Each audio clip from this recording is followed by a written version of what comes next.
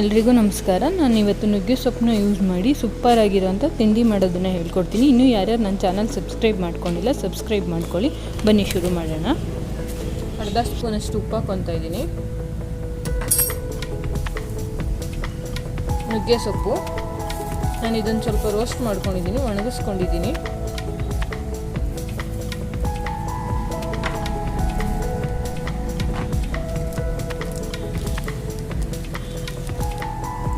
ಜೀರಿಗೆ,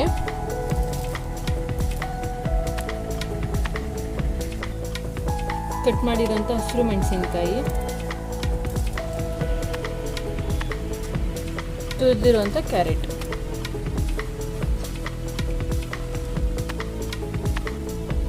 ನೋಡಿ ಇಲ್ಲಿ ಗೋಧಿ ಹಸಿಟ್ಟನ್ನ ಜರಡಿ ಮಾಡಿ ಇಟ್ಕೊಂಡಿದ್ದೀನಿ. ಇದನ್ನು ಹಾಕೊತಾ ಇದ್ದೀನಿ. ನಾನಿಲ್ಲಿ 2 ಕಪ್ ತೊಗೊಂಡಿದ್ದೀನಿ.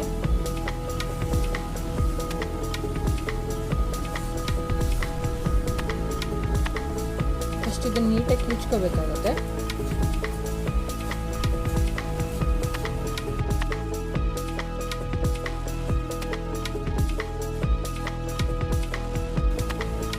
ಒಂದು ಸ್ಪೂನಷ್ಟು ಎಣ್ಣೆ ಹಾಕ್ತಾ ಇದ್ದೀನಿ.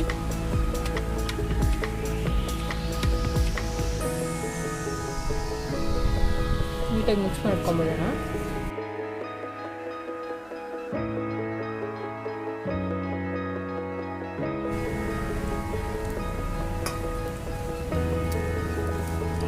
ಸ್ವಲ್ಪ ಹಾಕೊಳ್ಳಿ.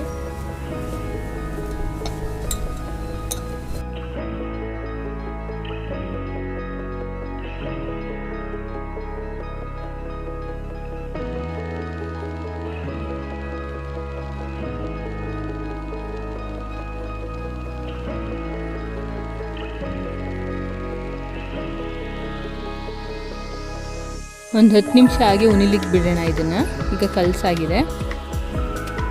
10 ನಿಮಿಷ ಬಿಡ್ತಿದ್ದೀನಿ. ಈಗ ಆಗಿದೆ 10 ನಿಮಿಷ ನೋಡಿ. ಈಗ ಇನ್ನೊಂದ್ಸಲ ನೀಟಾಗಿ ಲಾತ್ಕೊಳ್ಳೋಣ ಅದನ್ನು.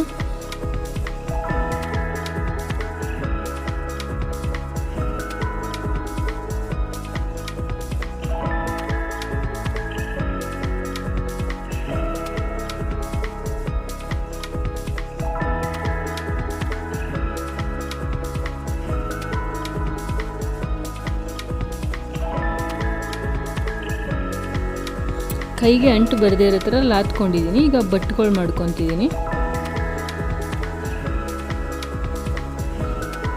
ಇದನ್ನೀಗ ಹರ್ಕೊಳ್ಳೋಣ.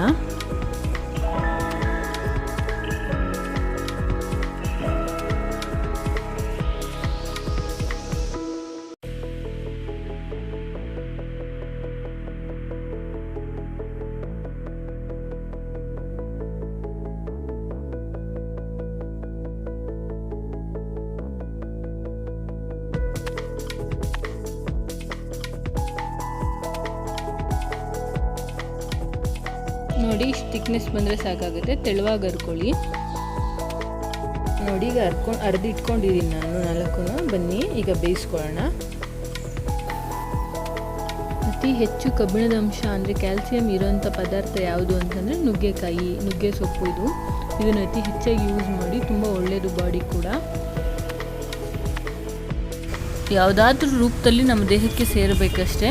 ಪಲ್ಯನೋ ಚಟ್ನಿನೋ ಅಥವಾ ಈ ಥರ ಚಪಾತಿಗೆ ಹಾಕ್ಕೊಂಡು ಅಥವಾ ಮೊಟ್ಟೆಗೆ ಹಾಕ್ಕೊಂಡು ಒಂಥರ ನಾವು ನುಗ್ಗೆ ಸೊಪ್ಪನ್ನ ನಮ್ಮ ದೇಹಕ್ಕೆ ಆವಾಗ ತಿಂತಾ ಇರಬೇಕಾಗತ್ತೆ. ನೋಡಿ ಈಗ ನಾನು 2 ಕಡೆನೂ ನೀಟಾಗಿ ಬೇಯಿಸ್ಕೊಂಡು ಆಯಿಲ್ ಹಾಕ್ಕೊಂಡು ಬೇಯಿಸ್ಕೊಂಡಿದ್ದೀನಿ. ಬೇಕಿದ್ದವ್ರು ಆಯಿಲ್ ಹಾಕ್ಕೊಳ್ಳಿ ಅಥವಾ ಬೇಕಿದ್ದವ್ರು ತುಪ್ಪ ಕೂಡ ಯೂಸ್ ಮಾಡ್ಬೋದು. ನಾನಿಲ್ಲಿ ಆಯಿಲೇ ಯೂಸ್ ಮಾಡ್ತೀನಿ. ಇಷ್ಟೇ, ತುಂಬ ಸಿಂಪಲ್ ಅಂದರೆ ಸಿಂಪಲ್ ಆಗುತ್ತೆ. ಎಲ್ಲರೂ ಒಂದ್ಸಲ ಟ್ರೈ ಮಾಡಿ. ಇದೇ ಥರ ನಾನು ಎಲ್ಲ ಚಪಾತಿನೂ ಬೇಯಿಸಿಟ್ಕೊಂಡಿದ್ದೀನಿ. ನಾನು ಹಾಗೆ ಇದರಲ್ಲಿ ನಾನು ಮೊಟ್ಟೆ ಪಲ್ಯ ಮಾಡೋದನ್ನು ತೋರಿಸ್ಕೊಡ್ತೀನಿ. ಬನ್ನಿ. ಒಂದು ಪ್ಯಾನಿಗೆ ಆಯಿಲ್ ಹಾಕ್ಕೊತಾ ಇದ್ದೀನಿ. ಹಸಿರು ಮೆಣಸಿನ್ಕಾಯಿ ಹಾಕ್ಕೊತಾ ಇದ್ದೀನಿ.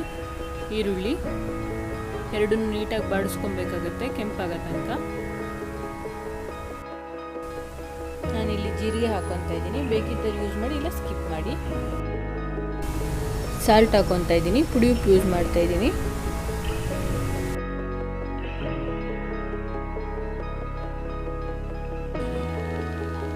ನುಗ್ಗೆ ಸೊಪ್ಪು ಹಾಕ್ಕೊತಾ ಇದ್ದೀನಿ.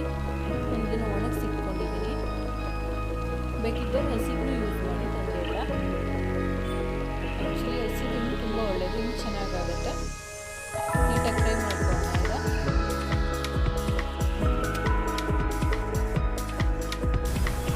ನಾನೀಗ ಇಲ್ಲಿ 3 ಮೊಟ್ಟೆ ಯೂಸ್ ಮಾಡ್ತಾ ಇದ್ದೀನಿ. 3 ಮೊಟ್ಟೆನೂ ಒಡೆದು ಹಾಕೊಳ್ಳೋಣ ಈಗ ಅದಕ್ಕೆ.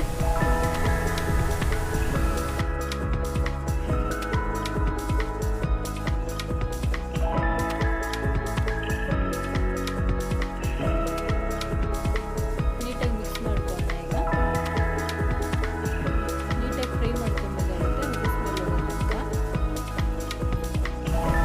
ಮೊಟ್ಟೆ ಹಸಿ ಸ್ಮೆಲ್ ಇರುತ್ತೆ, ಆ ಕಾರಣಕ್ಕೋಸ್ಕರ ನಾನು ಸ್ವಲ್ಪ ಅಚ್ಕಾರದ ಪುಡಿ ಹಾಕೊತಾ ಇದ್ದೀನಿ, ಅಂದರೆ ರೆಡ್ ಚಿಲ್ಲಿ ಪೌಡರು.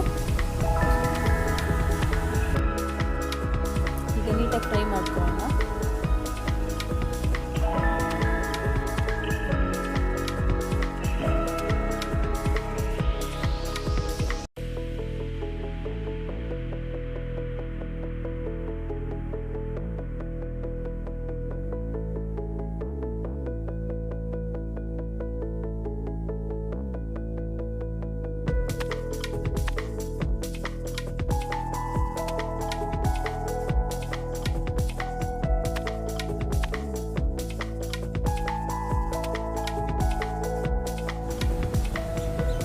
ನೋಡಿ, ಸೂಪರ್ ಆಗಿರೋ ಚಪಾತಿ ಮತ್ತು ಮೊಟ್ಟೆ ಹುರುಕಲು ರೆಡಿ.